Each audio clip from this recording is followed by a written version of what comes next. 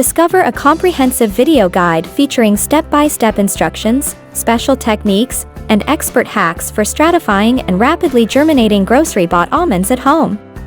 This process enables you to effortlessly incorporate a few almond trees into your home garden collection. Step 1. Obtain raw almonds from a grocery store, ensuring they are unsalted and unroasted to facilitate germination.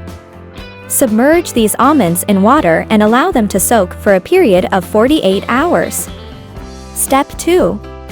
You have the option to germinate them using either cocoa peat, peat moss, or the toilet paper method. Fill a plate or shallow container with cocoa peat for this purpose. Step 3. Enhance the germination process with this simple hack by gently breaking the tips of the soaked almonds, as demonstrated. Step 4. Transfer the soaked almonds into a bed of moist cocoa peat or peat moss, ensuring they are covered with a layer of the same material. Step 5. Place the prepared plate containing the almonds into a Ziploc polythene bag, securely sealing it. Don't forget to label it with the name and date. Step 6. Implement stratification, a vital step in the process.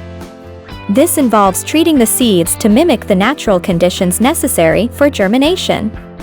Many seed species possess embryonic dormancy, which must be overcome for sprouting to occur. To achieve this, store the seeds in a refrigerator for approximately 4 weeks before sowing them at room temperature, thus increasing the likelihood of successful germination.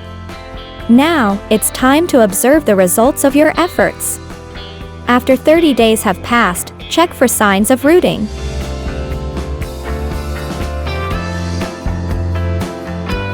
If rooting has not yet commenced but splitting has occurred, carefully examine all seeds before returning them to their original position in the refrigerator.